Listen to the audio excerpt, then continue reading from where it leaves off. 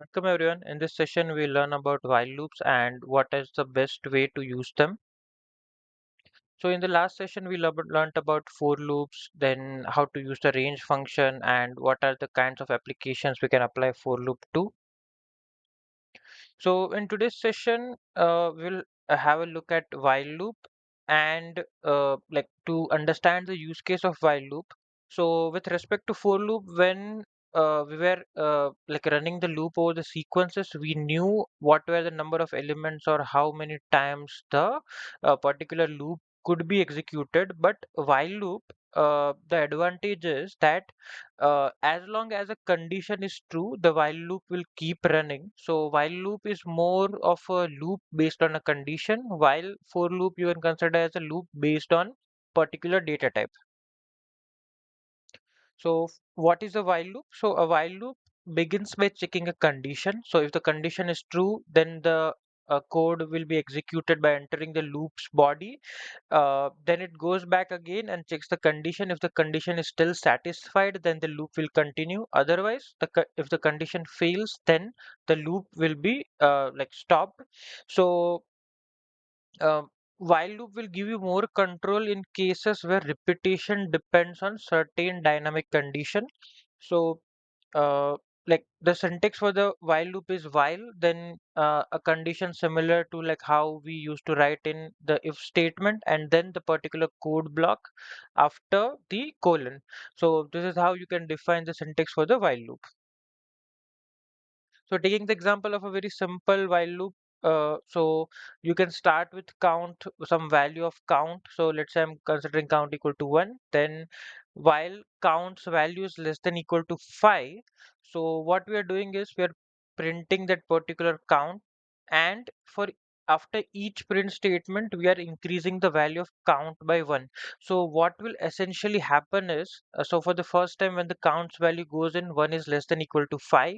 So for that, the print statement will get executed, and this will keep looping until the value of count gets equal to 5.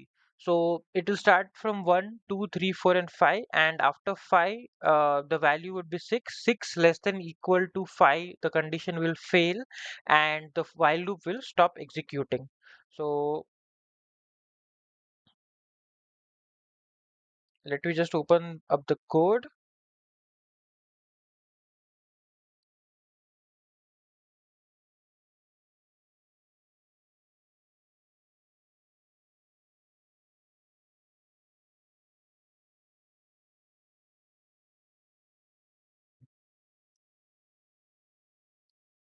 Right. So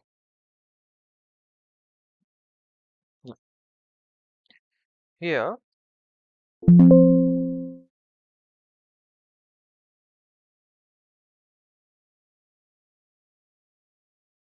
sorry. Right. So as like I was mentioning, this will go till counts value goes equal to 5, and once the counts value reaches 6, 6 less than 5, the value, or I mean the condition will get failed and the while loop will stop executing. Then when you should ideally use a while loop? So you can use a while loop when we want to keep repeating until a certain situation in your code workflow arises. So for example, you can keep asking the user for a valid password until they enter it correctly, or you have a sensor you want to keep checking for a specific reading. So these tasks are not like counting, but these tasks are like you're waiting for something to happen. So in these cases, while loop would be better instead of using a for loop. So here we have an example where we are taking an input from the user. So if the user gives the input as yes, then the while loop will stop. Otherwise, the while loop will keep repeating. So let's try to understand how it keeps repeating. Yeah. So when for the first time I enter the while loop, because when I entered the while loop, the user input is not equal to yes, meaning like for the first time, the user input is simply a blank string. So I'm taking a user input here. So let's say I add no. If I added no, the user input is still not equal to yes. So when I go and proceed and enter yes, so that means that yes not equal to yes, that is a false condition, and due to which the while loop will stop executing, and thus it proceeds further towards printing the value from the print statement. Then talking about one important concept from infinite loops. So with respect to while loops, a lot of times a very common beginner mistake could be to uh, write a loop that runs infinitely. So what would happen is maybe you would miss the condition code, or if your condition always stays true, the loop will never end. So this is what is called an infinite loop. And while sometimes it could be useful in cases where you keep on to check and keep running that, but that generally happens by accident and is not an like kind of an application or functionality you would require. So to avoid like once you start running your code, to just stop the infinite loop in your terminal, you can just press Control C to stop your program, so that will also stop the infinite loop. So let's say for example, I take some variable like x equal to 10, and here I write a condition x is greater than 0, and I am just printing something. So here what happens is I am never changing the value of x. So this particular condition will keep always in the true condition, like the output of this condition will be always true. So the print statement will keep repeating until I explicitly stop my file, like force stop using Control C. So you can see it keeps running. So when I press Control C, so you would see keyboard interrupt has happened, and that is the reason that my code stopped running. Otherwise it would be keep running in an infinite loop, right? So let's try to do a very short exercise. So take an input from the user, add numbers until 0 is entered. So ideally you just need to check if the input you have received is equal to 0. If we don't know how many like we don't know how many numbers the user will enter, so ideally as a hint, like we don't know the exact numbers, so for loop we won't be executing. We will be using while loop because the user can enter any number of numbers that he wants to add until a 0 is entered. So you can pause the video right now and try to do your exercise, and I am moving to the solution. So like how the solution will be designed is, you can just take a number input.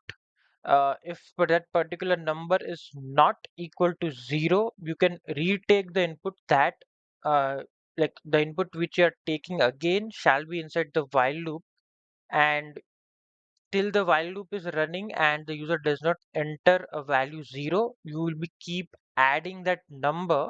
So once the user enters the 0, like the print statement, the total sum will be printed out. So I will go here and I'll just try to run my code. So let's say I do 1, 5, 10, and I'll just add up 0 here. So you can see the total sum is 16. So what happened here is when I added like here when I added 1, the number was not equal to 0, so it forwarded to addition to my total variable that I've kept. Then uh, the another input was taken, it was 5, then another input was taken 10, and both this got added to my total value. And once the loop got completed, when I entered 0, like this condition went false, so the loop exited. And once the loop exited, this particular print statement was executed, and the output we got is total sum is 16. So in this session, we understood how while loops give us the flexibility when repetition depends on condition and not some data structure or some particular range function. We saw an example by checking the input and summing user values. So While using the while loop, be careful to avoid infinite loops by always updating your variables or using a proper break condition. So this break condition we will be checking in our next session how to apply a break condition so to avoid any kind of an infinite loops. So as I mentioned, in the next session, we are focusing on loop control. So how you can control your loops by exiting early or skipping certain steps, or even using an else statement with the for loop, which is also an Python functionality. We'll also learn how to loop over multiple sequences at a time using like a zip function, and how you can parse the data sequences is an index value pairs using an enumerate function. So yeah, thank you for joining today's session. Let's meet in the next session. Have a nice day.